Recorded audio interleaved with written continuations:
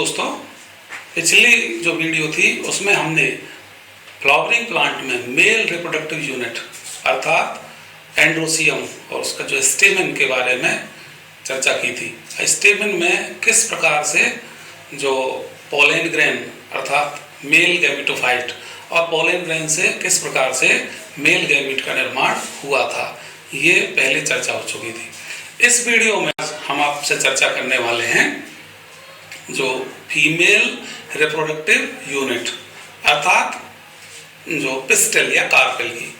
तो किस प्रकार से पिस्टल या कार्पेल में जो अंदर ओव्यूल स्थित होता है, ओव्यूल को मेगा स्पोरेंजियम कहते हैं, और उस ओव्यूल के अंदर जो फीमेल गैमेटोफाइट है उसका डेवलपमेंट किस प्रकार से होता है और किस प्रकार से एग का अर्थात फीमेल गैमेट का निर्माण होता है। इस वीडियो में आइए बात करते हैं एक फीमेल फ्लावरिंग प्लांट में फीमेल रिप्रोडक्टिव यूनिट, एक पिस्टल या कार्पेल की। एक पिस्टल या कार्पेल में स्पष्ट रूप से जैसा आप देख रहे हैं 3 भाग होते हैं, स्टिग्मा, स्टाइल और ओवरी। स्टिग्मा सबसे ऊपर वाला जो भाग जिस पर कि पोलन ग्रेन आकर गिरते हैं और एक तरह से पोलन ग्रेन को एक प्लेटफॉर्म प्रदान करता है, वह भाग स्टिग्मा कहलाता है। उसके ठीक नीचे जो एलोंगेटेड स्लेंडर पार्ट है उसे स्टाइल कहते हैं, जहाँ होके पोलन ट्यूब एंटर करती है। और उसके ठीक नीचे जो बल्ज्ड पार्ट होता है, फूला हुआ पार्ट होता है, उसे ओवरी कहते हैं। इस ओवरी में ये ओव्यूल होता है जिसकी चर्चा हम आपके साथ अभी करने वाले हैं। ओव्यूल को मेगा स्पोरेंजियम भी कहते हैं। ओवरी के अंदर ओव्यूल होता है और ओव्यूल के अंदर फीमेल गैमेटोफाइट जिसे एम्ब्रियो सैक कहते हैं, इसकी चर्चा इस वीडियो में हम आप करने वाले हैं आपके साथ। तो ओवरी में जैसे आप पहली क्लासेस में पढ़ चुके हैं, ओवरी में कई चैम्बर्स या लॉक्यूल्स होते हैं। लॉक्यूल्स कहते हैं चैम्बर्स को, और यह ओवरी यूनिलॉक्यूलर, बाइलॉक्यूलर या कई चैम्बर्स होते हैं तो मल्टीलॉक्यूलर, 2 लॉक्यूल होते हैं बाइलॉक्यूलर। इस प्रकार से लॉक्यूल्स, उन लॉक्यूल्स में ही ये ओव्यूल स्थित होते हैं। और जो लॉक्यूल की वॉल से जो ओव्यूल जुड़े रहते हैं उस स्ट्रक्चर को प्लेसेंटा कहते हैं। प्लेसेंटा की सहायता से उस लॉक्यूल में ये ओव्यूल जुड़े रहते हैं और ओवरी के अंदर ये मेगा स्पोरेंजियम या ओव्यूल स्थित होता है।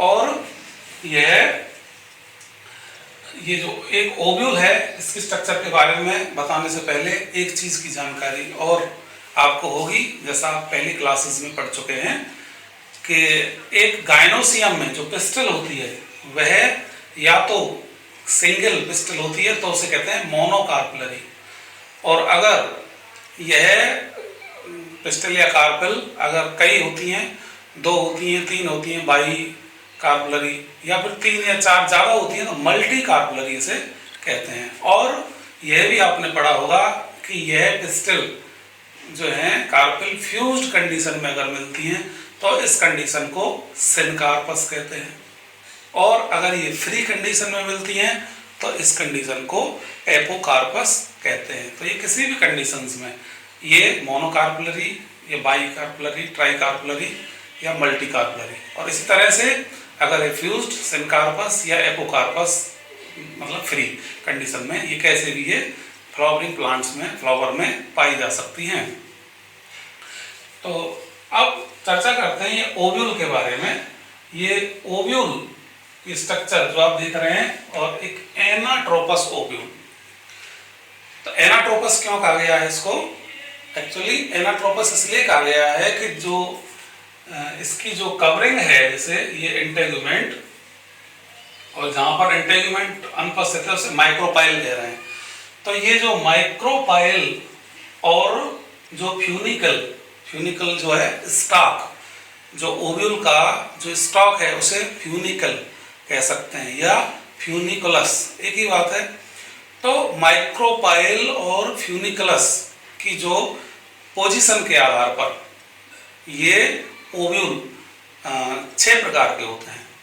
तो यहाँ पर जो एनाट्रोपस ओव्यूल एक टिपिकल इनोवेटेड टाइप का ओव्यूल, मैं और भी आपको क्लियर कर देना चाहता हूँ। एक ओव्यूल होता है इस तरह से ऑर्थोट्रोपस,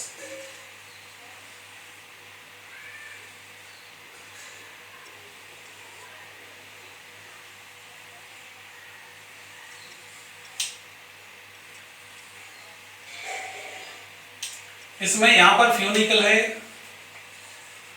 ये प्रकार ऐसा ओव्यूल ऑर्थोट्रोपस कहलाता है। ऑर्थोट्रोपस में ये फ्यूनिकल और ये माइक्रोपाइल।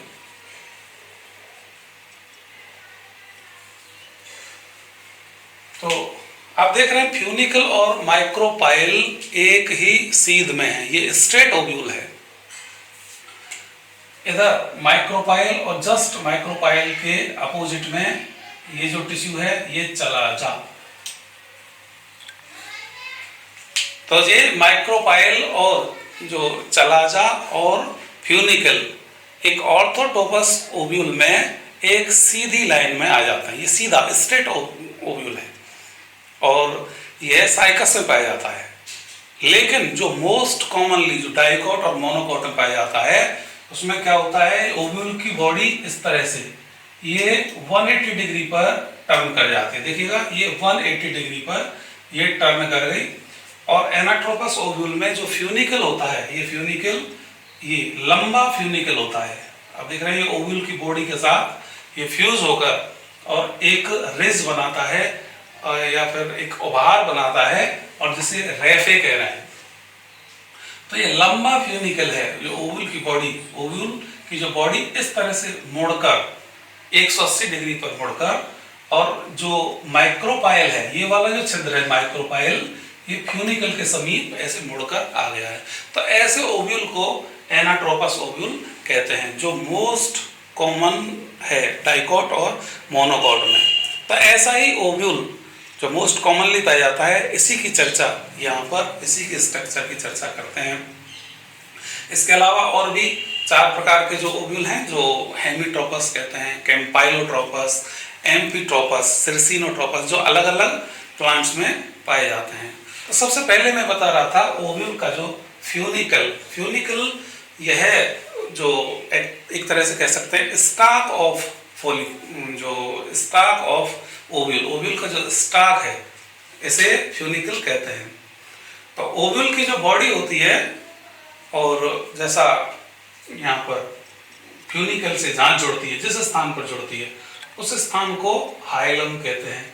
और रेफे मैंने अभी बता ही दिया, ओव्यूल की बॉडी के साथ जो फ्यूज होता है फ्यूनिकल का भाग जो एक उभार सा जो बना लेता है उसे रेफे कहते हैं। इसमें आउटर मोस्ट ये आउटर और इनर ये जो लेयर्स हैं, जो प्रोटेक्टिव कवरिंग हैं, जिन्हें इंटेगुमेंट कहते हैं। इंटेगुमेंट या 1 या 2 जो प्रोटेक्टिव कवरिंग होती हैं और जहां पर जो इसकी टिप पर, मैं टिप इसको कह रहा हूं, अब ये ना समझे ये टिप कहां से आई, क्योंकि ये मुड़ गया है, माइक्रोपाइल फ्यूनिकल के पास आ गया है तो टिप तो यही मानी जाएगी। तो जो टिप पर जो माइक्रोपाइल होता है, मतलब जो टिप पर ये इंटेगुमेंट होती हैं और वहां पर इंटेगुमेंट की जो कवरिंग एब्सेंट होती है इस टिप पर, तो यहाँ पर इस रीजन में इंटेगुमेंट की जो कवरिंग है एब्सेंट है, तो एक छिद्र बन गया और उस छिद्र को माइक्रोपाइल एंड कहते हैं। और जस्ट अपोजिट जो बेसल पार्ट, ये बेसल पार्ट है, ये बेसल पार्ट है, ये टिप है और ये बेसल पार्ट है। तो जो माइक्रोपाइल के ठीक अपोजिट साइड में जो टिश्यू है या फिर कह सकते हैं बेसल पार्ट है, उसे चलाजा कह रहे हैं, CHALAZA, चलाजा। ये आगे बढ़ते हैं। अब इंटेगुमेंट की जो 1 या 2 जो कवरिंग है, ये एक मास ऑफ सेल्स को, ये वाला जो मास ऑफ सेल्स, इसको देखिएगा इंटेगुमेंट था और ये इंटेगुमेंट की जो कवरिंग ये मास ऑफ सेल्स को कवर करती हैं और उस मास ऑफ सेल्स को कहते हैं न्यूसेलस। ये न्यूसेलस है, न्यूसेलस दिखाई दे रहा है। इस न्यूसेलस की सेल्स में एक प्रचुर मात्रा में, अधिक मात्रा में रिजर्व फूड मटेरियल होता है। और ये जो न्यूसेलस है यह एक एम्ब्रियो सैक को कवर करता है। एम्ब्रियो सैक, ये एम्ब्रियो सैक है। इस एम्ब्रियो सैक को ही फीमेल गैमेटोफाइट कहते हैं, एम्ब्रियो सैक। इस एम्ब्रियो सैक का, चूंकि ये मैच्योर एनाट्रोपस ओव्यूल है, इस एम्ब्रियो सैक का भी डेवलपमेंट कैसे होता है, फीमेल गैमेटोफाइट कहते हैं इसको, एम्ब्रियो सैक को फीमेल गैमेटोफाइट कह रहे हैं। इसका डेवलपमेंट कैसे होता है इसके बारे में भी अभी हम चर्चा करने वाले हैं। तो इस प्रकार से इसके स्ट्रक्चर में आप देख रहे हैं कि एंटेगुमेंट, फिर न्यूसेलस, और न्यूसेलस के अंदर ये एम्ब्रियो सैक। तो एम्ब्रियो सैक या फीमेल गैमेटोफाइट जो है उसका डेवलपमेंट कैसे होता है, तो आइए अब उसकी चर्चा करते हैं, फीमेल गैमेटोफाइट के डेवलपमेंट की, जो यहाँ से स्टार्ट होता है। तो फीमेल गैमेटोफाइट के डेवलपमेंट को मैं सबसे पहले इसको दो भागों में डिवाइड कर लेता हूँ, तब ये आसान होगा आपके साथ एक्सप्लेन करना। एक तो सबसे पहले एक एमएमसी का निर्माण। एमएमसी का मतलब मेगा स्पोर मदर सेल। ये एमएमसी जो लिखा हुआ है, MMC mega spore mother cell का निर्माण। तो सबसे पहले यहाँ तक जो फर्स्ट और सेकंड जो स्टेप है, 1 और 2 जो स्टेप है, मेगा स्पोर मदर सेल का निर्माण कैसे होता है। तो एक एम एंड लिख दिया है, वो माइक्रोपाइलर एंड है, जहाँ सी एंड लिख दिया है मैंने, वो चलाजल एंड है। तो माइक्रोपाइलर रीजन में एक जो उसकी हाइपोडर्मल सेल है जो माइक्रोपाइलर रीजन में, और वह डिफरेंशिएट हो गई है और प्राइमरी आर्की स्पोरियल सेल का निर्माण कर लिया है। और यह सेल, प्राइमरी आर्की स्पोरियल सेल, यह जो डिवाइड होती है पेरिक्लिनली, ये डिवाइड होकर और दो सेल बनाती है। एक तो प्राइमरी पेराइटल सेल जो आउटर साइड में होती है, और दूसरी अंदर की तरफ प्राइमरी स्पोरोजीनस सेल। तो सामान्यतः जो प्राइमरी पेराइटल सेल है, ये प्राइमरी पेराइटल सेल है, ये कोई भी रोल नहीं करती, अर्थात कोई भी आगे डिवीजन नहीं करती।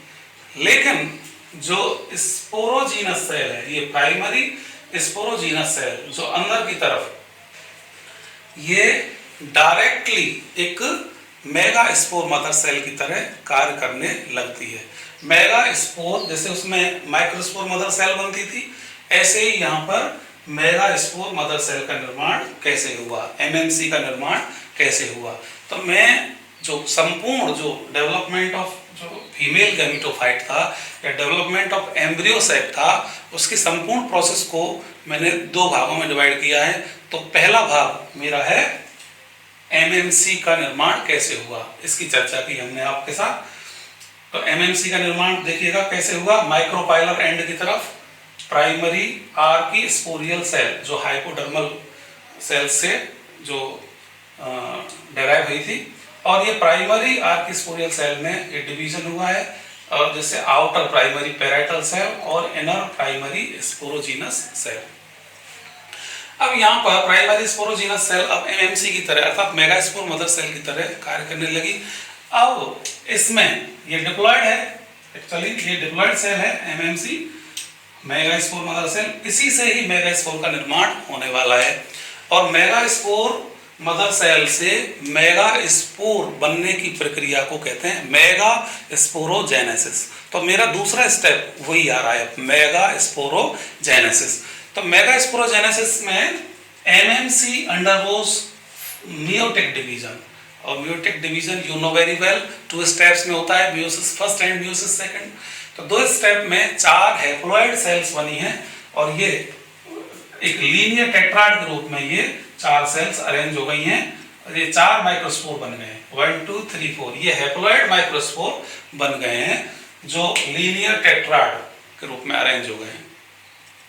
अब ये हैप्लॉइड मेगास्पोर, सॉरी ये हैप्लॉइड मेगास्पोर, ये मेगास्पोर लिखना चाहिए, हैप्लॉइड मेगास्पोर। ये 4 मेगास्पोर जो है बन गए हैं, अब इन 4 हैप्लॉइड मेगास्पोर में से 3 नष्ट हो जाते हैं, 3 तो डिजेनरेट हो जाते हैं और केवल एक ही मेगास्पोर फंक्शनल रहता है। तो इसी फंक्शनल मेगास्पोर से ही, केवल एक फंक्शनल मेगास्पोर से ही जो एम्ब्रियो सैक का, पूरे एम्ब्रियो सैक का अर्थात फीमेल गैमेटोफाइट का निर्माण होता है। और इस प्रकार से जिन प्लांट्स में ये केवल एक फंक्शनल मेगास्पोर से ही एम्ब्रियो सैक का निर्माण होता है, ऐसे डेवलपमेंट को मोनोस्पोरिक डेवलपमेंट कहते हैं। अब आप देख रहे हैं इसमें नंबर 4 स्टेप पे आ चुके हैं हम, और 4 स्टेप पर 3 तो डिजेनरेट हो गए हैं और एक मेगास्पोर फंक्शनल बचा है। अब इसमें फंक्शनल मेगास्पोर यह हैप्लॉइड है और ये सभी हैप्लॉइड हैं। अब ये हैप्लॉइड है और इसमें अब माइटोसिस होगा, तो एक इसका जो न्यूक्लियस माइटोसिस के द्वारा 1 से 2, 2 से 4 और 4 से 8, तो ये 8 न्यूक्लिएटेड बन गया है। तो नंबर 7 फिगर तक आप देखिएगा, यहाँ पर माइटोसिस हुआ, यहाँ पर माइटोसिस हुआ और इस तरह से एक बार ये माइटोसिस हुआ। तो 3 जो सक्सेसिव डिवीजन होते हैं माइटोटिक डिवीजन होते हैं, और 3 माइटोटिक डिवीजन के फलस्वरूप 8 न्यूक्लिएटेड एम्ब्रियो सैक बन जाता है। अब इनमें जो 6 जो न्यूक्लियस हैं उनके चारों ओर तो सेल वॉल का निर्माण प्रारंभ हो जाता है, और किस तरह से अरेंज हो जाते हैं, 3 इधर और 3 इधर और 2 बीच में। तो जो रिमेनिंग जो 2 न्यूक्लियाई हैं, जो जिनके चारों ओर सेल वॉल का निर्माण नहीं हुआ है, वे बीच में स्थित हो जाते हैं और उन्हें पोलर न्यूक्लियाई, ये पोलर न्यूक्लियाई कहा जाता है। ये है पोलर न्यूक्लियाई, पोलर न्यूक्लियाई कहा जाता है। और ये जो पोलर न्यूक्लियाई सेंट्रल सेल का निर्माण करते हैं। तो ये इनके चारों ओर देखिएगा सेल वॉल बन चुकी है और ये बीच में ये पोलर न्यूक्लियाई है। तो इस प्रकार से जिनके चारों ओर सेल वॉल बन चुकी है उनको तो वो तो सेल कंसीडर करेंगे उनको। तो इस प्रकार से 3 सेल इधर बन गई हैं और 3 सेल इधर बन गई हैं, तो 6 तो सेल बन गई यहाँ पर, और 6 सेल बन गई, और एक 7वीं सेल इसको माना जाएगा जो ये सेंट्रल सेल जो पोलर न्यूक्लियाई है जिसमें। तो इस प्रकार से 7 सेल्ड स्ट्रक्चर ये बन चुका है। और टोटल न्यूक्लियाई कितने हैं, 8 न्यूक्लिएटेड। तो 7 सेल्ड और 8 न्यूक्लिएटेड जो एक एम्ब्रियो सैक जो होता है, इसकी जो स्ट्रक्चर, अब जो मैच्योर एम्ब्रियो सैक है और ये जो 3 सेल इधर और 3 सेल इधर, अब इनको क्या कहेंगे देखिए। तो ये माइक्रोपाइलर एंड है, मैंने जैसे पहले कहा जो टिप की तरफ, ये टिप की तरफ ये माइक्रोपाइलर एंड है और ये बेस की तरफ ये चलाजल एंड है। तो माइक्रोपाइलर एंड की तरफ आप देख रहे हैं जो 3 सेल दिखाई दे रही हैं, ये संयुक्त रूप से एग एपरेटस कहलाते हैं। इन एग एपरेटस में जो बीच की जो लार्ज सेल है उसे एग सेल कहते हैं। एग सेल ही फीमेल गैमीट होता है, एग ये फीमेल गैमीट को शो करता है। और इसके दोनों ओर जो सेल्स होती हैं वे सिनर्जिड कहलाती हैं। सिनर्जिड जो एग के दोनों ओर जो सेल्स होती हैं, और उन सिनर्जिड पर विशेष प्रकार की सेलुलर थिकनिंग होती है एट द माइक्रोपाइलर टिप। यहाँ पर विशेष प्रकार की थिकनिंग और होती है, और वो जो थिकनिंग है जो माइक्रोपाइलर टिप पर विशेष प्रकार की जो सेलुलर थिकनिंग है उनको कहते हैं फिलीफॉर्म एपरेटस। तो ये यहाँ पर फिलीफॉर्म एपरेटस, फिलीफॉर्म एपरेटस कहलाती है।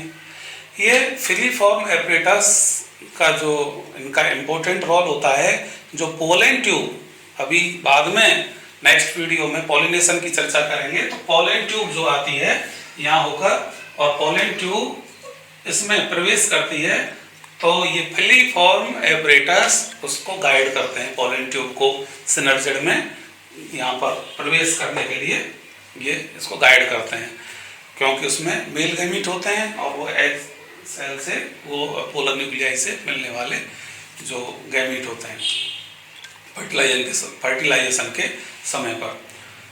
और जो अपोजिट एंड पर, अर्थात जो चलाजल एंड पर जो सेल्स होती हैं, 3 सेल्स होती हैं, उन्हें एंटीपोडल सेल्स कहा जाता है। ये एंटीपोडल सेल्स हैं, आप देख रहे हैं जो चलाजल है। और जो पोलर न्यूक्लियाई जो बीच में, वो मैं बता ही चुका हूँ, आपको बता ही चुका हूँ, सेंट्रल सेल कहलाते हैं, सेंट्रल सेल का निर्माण करते हैं।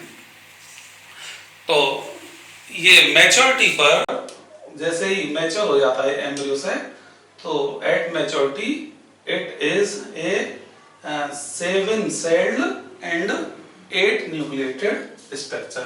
तो यहाँ ओव्यूल में जो मैच्योर एम्ब्रियो सेक ही शो किया है, और इस प्रकार से ये 7 सेल्ड और 8 न्यूक्लिएटेड स्ट्रक्चर है। तो यहाँ पर आप देख रहे हैं फीमेल गैमीट का निर्माण हो गया है। ये फीमेल गैमीटोफाइट में, फीमेल गैमीट का निर्माण हो गया है। तो मेगास्पोरेंजियम के अंदर फीमेल गैमीटोफाइट और फीमेल गैमीटोफाइट के अंदर फीमेल गैमीट डेवलप हो चुका है।